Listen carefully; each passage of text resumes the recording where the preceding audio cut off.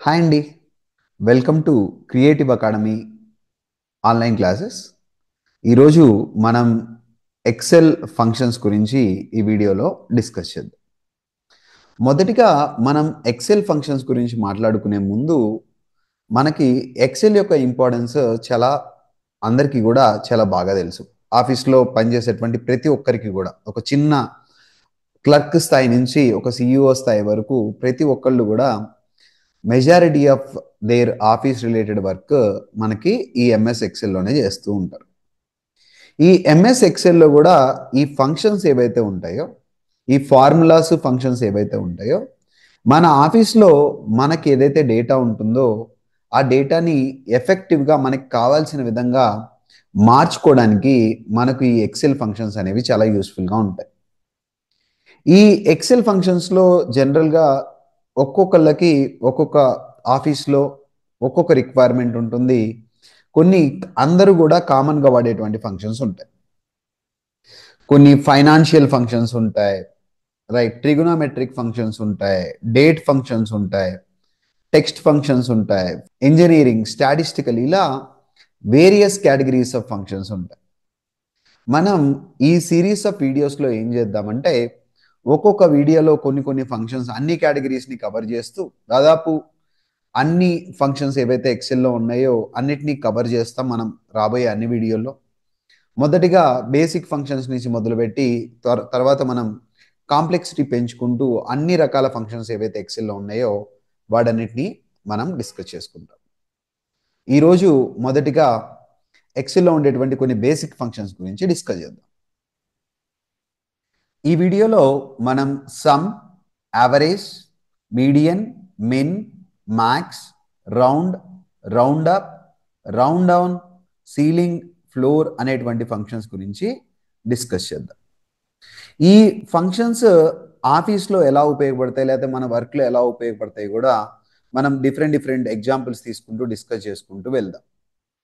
Suppose ఇప్పుడు నాకు some calculate అవ్వాలి. ఇక్కడ జనరల్గా ఎక్సెల్లో ఉండేటువంటి ఏ ఫార్ములా అయినా ఈక్వల్ టుతో స్టార్ట్ చేస్తాం. సో మనం ఎప్పుడైతే సమ్ అని టైప్ చేస్తామో ఆటోమేటిక్గా మనకి ఏమొస్తుందంటే ఆ సమ్ రిలేటెడ్గా ఏదైతే సింటాక్స్ ఉంటుందో ఆ సింటాక్స్ మనకి ప్రాంప్ట్ వస్తుంది అనమాట. ఇక్కడ నెంబర్ 1 ఎంటర్ చేయాలి, తర్వాత నెంబర్ 2 ఎంటర్ చేయాలి, సో ఆన్ అని ఏదైతే ఫార్మాట్లో మనం ఎంటర్ చేయాలో మనకి సపోర్ట్ వస్తుంది. ఒకవేళ మీకు ఆ ఫంక్షన్ గురించి ఐడియా లేదు, ఫంక్షన్ ఎలా వాడాలో మీకు అసలు అవగాహన లేదనమాట. అవగాహన లేనప్పుడు ఏదైనా ఒక ఫంక్షన్ వాడాలి, మనకి లిస్ట్ అవుట్ అయినటువంటి ఫంక్షన్స్ ఏవైతే ఉన్నాయో మనకి ఇక్కడ ఫార్ములాస్లో డిఫరెంట్ కైండ్స్ ఆఫ్ ఫంక్షన్స్ ఉంటాయి. సో మనం ఇప్పుడు ఏం చేస్తున్నాం, ఇక్కడ ఏవైతే బేసిక్ ఫంక్షన్స్ ఉన్నాయో, రైట్, సమ్ము ఇవన్నీ ఎక్కడుంటాయి, ఆటో సమ్లో ఉంటాయి. సమ్ము, యావరేజ్ ఇవన్నీ కూడా ఆటో సమ్లో ఉంటాయి. సో ఇప్పుడు ఏం చేద్దామంటే సమ్ము, యావరేజ్, కౌంట్, మ్యాక్స్, మిన్ ఇవన్నీ ఆటో సమ్లో ఉన్నాయి. ఇప్పుడు ఈ సమ్ అనేటువంటి ఫంక్షనే ఎలా పనిచేస్తుందో నాకు తెలియాలి అంటే నేను ఎప్పుడైతే సమ్ ఇలా పెరాంథసిస్ తీసుకుంటానో ఆటోమేటిక్గా ఇలా మనకు ఒక లింక్ అనేది వచ్చింది, ఒక హైపర్ లింక్ వచ్చింది అనమాట సమ్ ఫంక్షన్కి. ఎప్పుడైతే నేను ఆ హైపర్ లింక్ని క్లిక్ చేస్తానో ఆటోమేటిక్గా మనకి ఏమవుతుందంటే ఇక్కడ హెల్ప్ అనేది ఆ పర్టికులర్ ఫంక్షన్కి రిలేటెడ్గా హెల్ప్ విండో మనకి ఓపెన్ అయిపోతుంది. ఆ హెల్ప్ విండోలో మనకు వీడియో వస్తుంది, ఆ ఫంక్షన్ ఎలా వాడాలి, ఆ ఫంక్షన్ ఎలా వాడాలో ఎంఎస్ ఎక్సెల్లో డిఫాల్ట్గా ఆడియోతో సహా మనకి ఏమొస్తుందంటే ఫంక్షన్ ఎలా వాడాలో ఆ ఫంక్షన్కి సంబంధించిన ఎక్స్ప్లెనేషన్ క్లియర్గా మనం చూడొచ్చు అనమాట. ఇక్కడ ఎలా, ఒకవేళ ఇలా వద్దు సార్ మాకు, రైట్, మేము సింటాక్స్ ఎలా ఉందో చూడాలి అనుకుంటే సింటాక్స్ చూస్తే ఇలా వస్తుంది. ఈ సింటాక్స్లో ఏదైతే వచ్చిందో మనం ఇలా తీసుకున్నప్పుడు ఇక్కడ సింటాక్స్ వచ్చింది కదా, ఆ సింటాక్స్లో ఏ పార్ట్ ఏంటి అని ఎక్స్ప్లెయిన్ చేస్తూ సింటాక్స్ ఉంటుంది. అలానే group of values, first group second గ్రూప్ని కూడా యాడ్ చేసుకుంటుంది. అంటే ఏంటి, 2 గ్రూప్స్ ఆఫ్ వాల్యూస్ని మనం సమ్ చేయొచ్చు. సమ్ ఆఫ్ A2:A10 మరియు C2:C10 రెండు కూడా ఏవైతే ఈ రెండు గ్రూప్స్ రెండు రేంజెస్లో ఉన్నటువంటి వాల్యూస్ ఉన్నాయో వాటిని కూడా ఈ సమ్ ఫంక్షన్ యాడ్ చేస్తుంది. అలానే ఆ ఫంక్షన్ని వాడటానికి కావాల్సినటువంటి బెస్ట్ ప్రాక్టీసెస్ ఏవైతే ఉన్నాయో మనం ఎప్పుడైతే ఇలా వాల్యూస్ ఇస్తామో, ఎప్పుడైతే ఇక్కడ డైరెక్ట్గా సెల్ అడ్రస్ని ఇక్కడ ఈ వాల్యూ చూసినట్లయితే ఇది A2 సెల్లో ఉంది, B2 సెల్లో ఏ అనేటువంటి వాల్యూ ఉంది, సిలో 3 అనేటువంటి వాల్యూ ఉంది. ఇప్పుడు మనం ఎప్పుడైతే ఫార్ములా బార్లో A2 plus B2 plus C2 add చేయడానికి ట్రై చేసామో ఆటోమేటిక్గా వాల్యూ ఎర్రర్ వచ్చింది, నెంబర్స్ టెక్స్ట్తో యాడ్ అవ్వలేదు. ఇక్కడ తీసుకున్నటువంటి ఎగ్జాంపుల్లో equal to sum of A2:C2 తీసుకున్నప్పుడు ఆటోమేటిక్గా ఏమైందంటే మనకు రేంజ్లో ఉన్నటువంటి న్యూమరికల్ వాల్యూస్ వరకు మాత్రమే యాడ్ అయ్యి ఏదైతే టెక్స్ట్ ఉందో అది ఆటోమేటిక్గా ఇగ్నోర్ చేయడం జరిగింది. అలానే రిఫరెన్స్ ఎర్రర్ అనమాట. మనం ఎప్పుడైతే వాల్యూస్ని యాడ్ చేసేటప్పుడు A2 ప్లస్ B2, సో ఏదో రిఫరెన్స్ ఎర్రర్ మనం ఏం వాడాం, reference error from deleting rows or column. ఏదైనా రో కానీ కాలం కానీ డిలీట్ చేస్తే దానికి సంబంధించిన అది వాల్యూ అది రిఫర్ చేసుకోలేకపోతే అక్కడ ఏమి లేకపోతే అప్పుడు ఏమొస్తుందంటే రిఫరెన్స్ ఎర్రర్ అనేది మనకి వస్తుంది. ఈ రోజు కాలం మనం ఇన్సర్ట్ చేసిన తర్వాత ఏదైతే రిఫరెన్స్ తీసుకున్నామో ఆ రిఫరెన్స్ని కూడా మనం అప్డేట్ చేయాల్సి ఉంటుంది. పాత రిఫరెన్స్ ఏదైతే ఉంటుందో, సపోజ్ ఇక్కడ థర్డ్ సి కాలం ఇన్సర్ట్ అయింది, ప్రీవియస్గా 3 అనేటువంటి వాల్యూ C2లో ఉంది, ఇప్పుడు D2కి వెళ్ళిపోయింది. సో ఖచ్చితంగా మనం ఫార్ములాలో కూడా చేంజ్ చేసినప్పుడు మాత్రమే దాని అవుట్పుట్ అనేది చేంజ్ అవుతుంది, లేకపోతే అది చేంజ్ అవ్వదు అనమాట.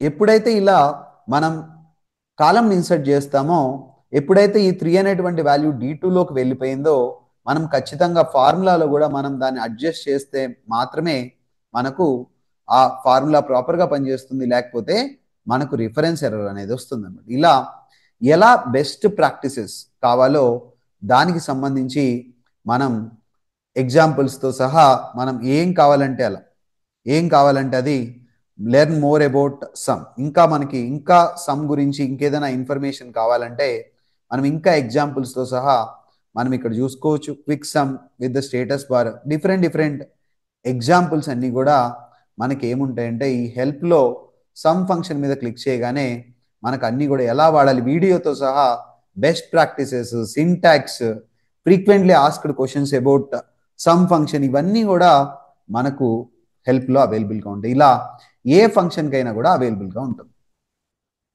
సపోజ్ ఈ సమ్ ఫంక్షన్లో నెంబర్ 1, నెంబర్ 2 అని ఇచ్చాడు.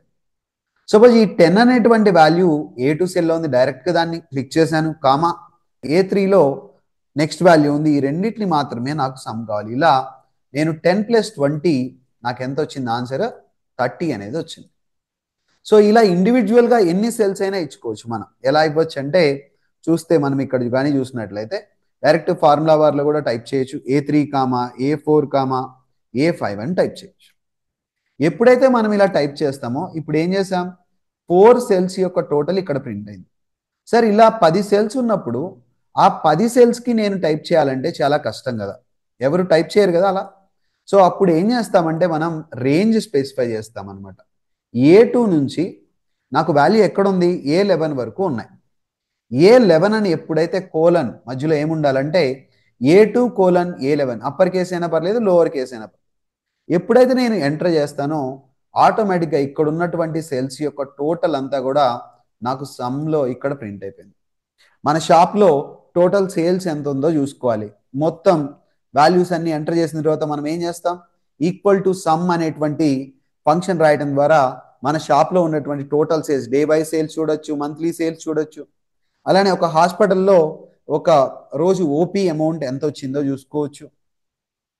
నెంబర్ ఆఫ్ కస్టమర్స్ ఎంత వచ్చారో కూడా డిఫరెంట్ ఫంక్షన్, కౌంట్ లాంటి ఫంక్షన్స్తో టోటల్ మనం కస్టమర్స్ అనకూడదు, పేషెంట్స్, హాస్పిటల్స్లో పేషెంట్స్ ఎంతమంది వచ్చారో చూసుకోవచ్చు. అలానే పిల్లలు ఒక స్కూల్ కాలేజీలో ఫీజు కట్టారనుకోండి, ఆ టోటల్ ఎంత వచ్చిందో చూసుకోవచ్చు. అలానే ఒక ఎంప్లాయీ తన శాలరీ క్యాలిక్యులేట్ చేసుకొని డిఫరెంట్ డిఏ బేసిక్ శాలరీ ఎంత డిడక్షన్స్, ఇవన్నీ కూడా చూసుకున్న తర్వాత మైనస్లో ఇచ్చుకోవచ్చు అవన్నీ కూడా కావాలంటే. సో అవన్నీ కూడా సమ్ చేసుకోవడానికి ఈ సమ్ ఫంక్షన్ అనేది చాలా యూస్ఫుల్గా ఉంటుంది. రైట్, సింపుల్గా మనం ఇండివిజువల్ సెల్స్ని 2-3 సెల్స్ అయితే ఇండివిజువల్గా సమ్ చేయొచ్చు, లేకపోతే డైరెక్ట్గా range of cells 2 group of సెల్స్ని కూడా మనం ఇక్కడ సమ్ చేయొచ్చు. సపోజ్ నేను 10, 20, 30ని సమ్ చేయాలి. అలానే A9 నుంచి A11 వరకు ఉన్నటువంటి సెల్స్ని కూడా యాడ్ చేయాలి. అప్పుడు ఏం చేస్తాం మనం ఇక్కడ ఏదైతే ఇక్కడ వాల్యూస్ ఉన్నాయో ఫస్ట్ A2 కోలన్ A5 వరకు ఒక గ్రూప్ యాడ్ చేయాలి. తర్వాత A9 నుంచి A11 వరకు ఒక గ్రూప్ని యాడ్ చేయాలి. ఇప్పుడు ఏమైపోతుంది ఇక్కడ కానీ మనం చూసినట్లయితే క్లియర్గా ఈ హైలైట్ కానీ చూసినట్లయితే ఇక్కడ గ్రూప్ హైలైట్ అయింది, ఇక్కడ గ్రూప్ కూడా హైలైట్ అయింది. ఈ రెండిటి యొక్క సమ్ నాకు ఇప్పుడు ఇక్కడ సమ్లో క్లియర్గా వచ్చింది. ఇలా గ్రూప్ ఆఫ్ వాల్యూస్ ఏవైతే ఉన్నాయో వాటిని కూడా మనం సమ్ చేసుకోవడానికి ఈ సమ్ ఫంక్షన్ అనేది యూస్ఫుల్గా ఉంటుంది. Next average function. ఏంటి సార్ ఈ యావరేజ్ ఎలా పనిచేస్తుంది అంటే, యావరేజ్ ఫంక్షన్ మనకు ఏవైతే మొత్తం వాల్యూస్ ఉన్నాయో ఇలా మొత్తం సెలెక్ట్ చేసుకోగానే ఏమవుతుంది, ఆ వాల్యూస్ మొత్తం కూడా రేంజ్ సెలెక్ట్ అయిపోతుంది. ఈ టోటల్ వాల్యూస్ యొక్క యావరేజ్ ఏంటంటే 24.608. అంటే యావరేజ్ ఫార్ములా ఏంటి, యావరేజ్ ఫార్ములా ఏంటంటే total of all the values by number of values. ఈ వాల్యూస్ని మొత్తాన్ని సమ్ చేసి ఆ some divided by total number of values. మొత్తం వాల్యూస్ ఎన్ని ఉన్నాయి, 10 వాల్యూస్ ఉన్నాయి. ఈ మొత్తాన్ని కూడి దాన్ని మొత్తం 10తో డివైడ్ చేస్తే, ఇవి 10 వాల్యూస్ ఉన్నాయి కాబట్టి డివైడ్ అయింది, డివైడ్ చేస్తే దాన్ని ఏమంటామంటే యావరేజ్ అంటాం. వీటిలో మీడియన్ ఏంటి, మీడియన్ అంటే కొంచెం వేరే ఎగ్జాంపుల్ తీసుకుందాం. ఎప్పుడైతే మనం వాల్యూస్ చేంజ్ చేస్తామో ఆటోమేటిక్గా మనకి ఏమైపోతుందంటే అవుట్పుట్ కూడా చేంజ్ అయిపోతుంది. ఆటోమేటిక్గా మనం ఏవైతే వాల్యూస్ ఎంటర్ చేస్తామో వాటి ప్రకారం ఈ సమ్ము యావరేజ్ కూడా మారిపోయాయి. రైట్, ఇప్పుడు మీడియన్ కావాలి. సింపుల్గా ఏం చేస్తున్నాం, ఈక్వల్ టు మీడియన్ అంటున్నాం. ఈ ఫంక్షన్ గురించి ఇంకా ఏమైనా ఎక్కువ తెలుసుకోవాలంటే సింపుల్గా మనం ఇక్కడ క్లిక్ చేయడం ద్వారా ఆ ఫంక్షన్కి సంబంధించిన బెస్ట్ ప్రాక్టీసెస్, సింటాక్స్, రూల్స్, ఇంకా ఏదైనా అడిషనల్ ఎగ్జాంపుల్స్, వీడియో, ఇవన్నీ కూడా మనం చూసుకోవచ్చు. మీడియన్ ఆఫ్ ఈ వాల్యూస్ యొక్క మీడియన్ కావాలి. సో నేను ఎంటర్ చేయగానే మీడియన్ ఎంత, మిడిల్ వాల్యూ ఎంత, 10. మీడియన్ అంటే మిడిల్ వాల్యూ. దీంట్లో ఉండేటువంటి ఈ గ్రూప్లో ఉండేటువంటి స్మాలెస్ట్ వాల్యూ ఎంత, మీన్ బ్రాకెట్ ఓపెన్ చేసి మనం సింపుల్గా ఈ రేంజ్ని సెలెక్ట్ చేసుకోగానే దీంట్లో ఉండేటువంటి మినిమం వాల్యూ 10 అని వచ్చింది. అలానే ఈక్వల్ టు మ్యాక్స్ ఆఫ్ ఈ రేంజ్లో ఉన్నటువంటి మ్యాక్సిమం వాల్యూ ఎంత maximum value 100 is the maximum value. Round చేయడానికి మనం ఏం చేద్దామంటే వీటిని కొంచెం వేరే వాల్యూస్ ఏమన్నా తీసుకుందాం. సపోజ్ ఇక్కడే ఒక వాల్యూ తీసుకుందాం, ఈజీగా అర్థం కావడం కోసం నేను 1.478 అని తీసుకున్నాను. రైట్, సో ఈక్వల్ టు తీసేస్తున్నాను, 1.478 తీసుకున్నాను. అలానే 1.98 తీసుకున్నా, నెక్స్ట్ 1.51 తీసుకున్నా. రైట్, ఇలా 3 డిఫరెంట్ వాల్యూస్ నేను తీసుకున్నాను. ఇప్పుడు ఈ రౌండ్ ఫంక్షన్ ఎలా పనిచేస్తుంది, రౌండ్ అప్ ఎలా పనిచేస్తుంది 3 వాల్యూస్ మీద, రౌండ్ డౌన్ ఎలా పనిచేస్తుంది, సీలింగ్ ఫ్లోరింగ్ ఎలా పనిచేస్తాయో చూద్దాం. సో ఎప్పుడు ఉపయోగపడతాయి అంటే ఇవి మనకు అప్పుడప్పుడు మనం ఏదైనా క్యాలిక్యులేట్ చేసేటప్పుడు సపోజ్ పైసల్లో ఇవ్వాల్సి వస్తుంది అనుకున్నాం, ఎవరికన్నా మనం డబ్బులు ఇవ్వాల్సి వచ్చినప్పుడు పైసల్లో ఇవ్వాల్సి వస్తుంది. బ్యాంక్ అకౌంట్లోనే మనకి పైసల రూపంలో బ్యాంక్ వాళ్ళు అయితే ఇస్తారు, మనం ఎవరికి ఇవ్వలేం కదా. అప్పుడు ఏం చేయాలి, మనం దాన్ని రూపీస్లోకి కరెక్ట్ చేసుకోవాలి. మనం ఏదైతే డెసిమల్ పార్ట్ ఉంటుందో ఆ డెసిమల్ పార్ట్ని రిమూవ్ చేయాలి. అప్పుడు ఏం చేస్తాం, వీలైనంత వరకు దాన్ని ఎక్కడికో 1.5కో 2కో 1కో రిడ్యూస్ చేయాలి. అప్పుడు ఏం చేస్తామంటే ఈక్వల్ టు రౌండ్ ఆఫ్. ఇప్పుడు రౌండ్ దేని మీద అప్లై చేద్దాం, first equal to round of. So దీని మీద ఫస్ట్ ఈ సెల్ మీద అప్లై చేద్దాం. రైట్, సో ఎప్పుడైతే రిఫరెన్స్ ఎర్రర్ వచ్చింది, మనం ఒకసారి you have enter few arguments for this function. So ఇక్కడ ఏముంది, నెంబర్ ఆఫ్ డిజిట్స్, ఎన్ని డిజిట్స్ వరకు మనం దాన్ని తగ్గించాలి.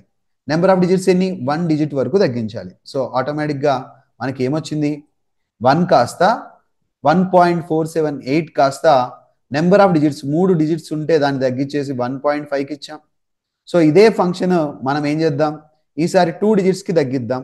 2 డిజిట్స్ అని ప్లేస్ చేస్తే ఈసారి ఏమైంది మనకి 1.48, 5 కంటే 1.45 కంటే ఎక్కువ ఉంది కాబట్టి నెక్స్ట్ వాల్యూకి వెళ్ళిపోయింది. సో ఇలా మనం అదే 1.98 తీసుకున్నాం అనుకోండి, ఇప్పుడు ఉన్నటువంటి రిఫరెన్స్ G3 కాకుండా G4 తీసుకుందాం. G4 అంటే ఈ వాల్యూ. సో ఇప్పుడు ఏమైపోయింది, G4 అయితే 1.98. నెంబర్ ఆఫ్ డెసిమల్ ప్లేసెస్ 2 కదా, ఇప్పుడు దీన్ని 1 చేద్దాం. నెంబర్ ఆఫ్ డెసిమల్ ప్లేసెస్ 1 చేస్తే 1.95 కంటే ఎక్కువ ఉంది కాబట్టి ఆటోమేటిక్గా 2కి వెళ్ళిపోయింది. అదే ఇప్పుడు 1.51 అని ఉంది. సో దీన్ని ఎక్కడుందంటే వాల్యూ G5లో ఉంది. ఎప్పుడైతే G5 తీసుకుంటామో ఇది ఆటోమేటిక్గా 1.5కి వెళ్ళిపోతుంది. సో అదే ఇప్పుడు ఈ వాల్యూ నేను 1.56కి మార్చితే ఆటోమేటిక్గా 1.6 అయిపోతుంది. ఇప్పుడు ఏమైపోయింది చేంజ్, 1 నుంచి 5 వరకు కూడా 5 కూడా తీసుకుందాం. 1 నుంచి 5 వరకు ఏదైతే ఉందో అది ఏముంటుందంటే 5 తర్వాత ఏమున్నా కూడా అది 1.6కి వెళ్ళిపోతుంది. అదే మనం 4 తీసుకుంటే ఆటోమేటిక్గా డౌన్వర్డ్ వాల్యూకి వచ్చేస్తుంది. ఇలా 1.4 వరకు లైక్ 1.51 నుంచి 1.54 వరకు ఉంటే అది 1.5కి వచ్చేస్తుంది. 1.55 నుంచి 1.59 వరకు అది 1.6కి వెళ్ళిపోతుంది. ఇలా మనం ఏదైతే వాల్యూ బేస్ చేసుకుని రౌండ్ చేయడానికి ఈ ఫంక్షన్ అనేది యూస్ఫుల్గా ఉంటుంది. సార్ ఇప్పుడు రౌండ్ అప్ ఎలా ఉపయోగపడుతుంది అని చూసినట్లయితే, రౌండ్ అప్ ఆల్వేస్ ఎప్పుడు ఏం చేస్తుంది, అప్పర్ లెవెల్కే వెళ్ళిపోతుంది. ఇప్పుడు 1.478 తీసుకుందాం. సో దీనికి కూడా ఏంటి, నెంబర్ ఆఫ్ డిజిట్స్ 1 తీసుకుందాం. సో అప్పుడు ఏమైపోతుంది, మీకు ఎన్ని కావాలంటే అన్ని డిజిట్స్ తీసుకోవచ్చు. 1.5 వచ్చింది. సో ఇప్పుడు G4 తీసుకుందాం. G4 1 డిజిట్ ఎంత వచ్చింది, 2 వచ్చింది. రైట్. అలానే మనం G5 తీసుకుందాం. 1.54 ఉంది కదా, G5 తీసుకుందాం. సో 1.6 వచ్చింది. ఇప్పుడు 1.51 తీసుకుందాం. 51 తీసుకున్నా కూడా ఇంకా ఎంత ఉన్నా కూడా నెక్స్ట్ ఏదైతే వాల్యూ ఉందో ఆ వాల్యూకి వెళ్తుంది తప్పితే డౌన్వర్డ్ 1.5 ఉన్నా కూడా 1.5కి రాలేదు. ఇక్కడ వచ్చేటప్పటికి ఏమైపోయింది, రౌండ్కి ఆటోమేటిక్గా 1.5కి వచ్చింది. రౌండ్ అప్ ఈవెన్ 1.501 ఉన్నా కూడా 1.501 ఉన్నా కూడా ఆటోమేటిక్గా నెక్స్ట్ వాల్యూకే వెళ్ళిపోతుంది. రైట్. ఇలా మనం రౌండ్ అప్ అని వాడతాం. అలానే రౌండ్ డౌన్ తీసుకుంటే ఎప్పుడు కూడా 1.59 ఉన్నా కూడా డౌన్కి వచ్చేస్తుంది. ఎలా అంటే సపోజ్ ఇక్కడ మనం 1.59 తీసుకుందాం. రైట్. ఇక్కడ రౌండ్ డౌన్ అని తీసుకుందాం. రౌండ్ డౌన్ ఆఫ్ సపోజ్ ఈ వాల్యూ తీసుకుందాం. తర్వాత చేంజ్ చేద్దాం, 1. సో మనకి ఏమొచ్చింది, 1.5 వచ్చింది. జనరల్గా ఇది 1.59 అయితే మీకు పైన ఆటోమేటిక్గా వాల్యూ మారిపోతుంది. చూడండి, ఇక్కడ ఉన్నటువంటి వాల్యూ ఎంత అవుతుంది, 1.6 అయిపోయింది ఆటోమేటిక్. ఇక్కడ ఆటోమేటిక్గా 1.51 కంటే ఎంత ఉన్నా కూడా ఈ వాల్యూ ఉంటుంది. రౌండ్ డౌన్ ఈ వాల్యూకి రౌండ్ చేసిన రౌండ్ అప్ చేసిన 5 కంటే ఎక్కువ ఉంది కాబట్టి 6కి వెళ్ళిపోయింది. ఇక్కడ 1.59 ఉన్నా కూడా ఆటోమేటిక్గా రౌండ్ సైడ్ దాన్ని ఏం చేస్తాం, రౌండ్ చేస్తున్నాం. రౌండ్ అంటే తగ్గించటం లేదా పెంచటం. రౌండ్లో ఏమవుతుంది, వాల్యూ మనకు 1.54 వరకు ఉంటే దానికంటే చిన్న వాల్యూ వస్తుంది. 1.54 కంటే ఎక్కువ ఉంటే పెద్ద వాల్యూ వస్తుంది. రౌండ్ అప్లో 1.5001 ఉన్నా కూడా 1.6కి వెళ్ళిపోతుంది.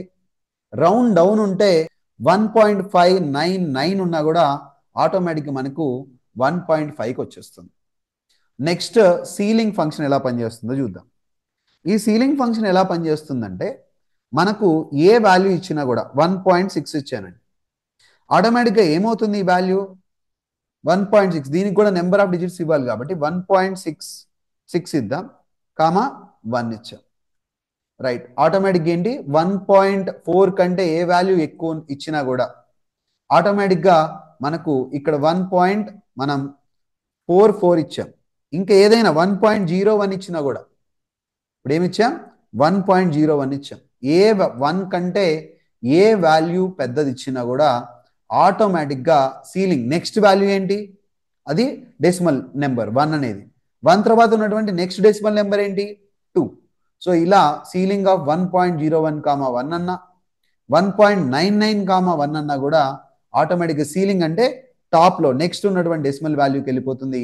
అలానే ఫ్లోర్ తీసుకుంటే ఈక్వల్ టు ఫ్లోర్ ఆఫ్, ఇప్పుడు సేమ్ వాల్యూ సపోజ్ నేను 1.98 తీసుకున్నాను, 98, 1.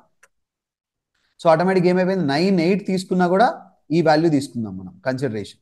ఈ వాల్యూ తీసుకున్నా కూడా నెక్స్ట్ లోయెస్ట్ వాల్యూ, నెక్స్ట్ లో లెవెల్లో ఉన్నటువంటి డెసిమల్ నెంబర్కి మారిపోయింది. ఇలా మనం ఫ్లోర్ అనేటువంటి ఫంక్షన్ వాడచ్చు.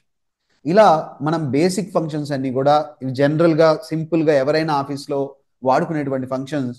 కొంచెం మనం డీటెయిల్గా ఇంకా అడ్వాన్స్డ్ ఫంక్షన్స్ మన కమింగ్ వీడియోస్లో చూద్దాం. Thank you all.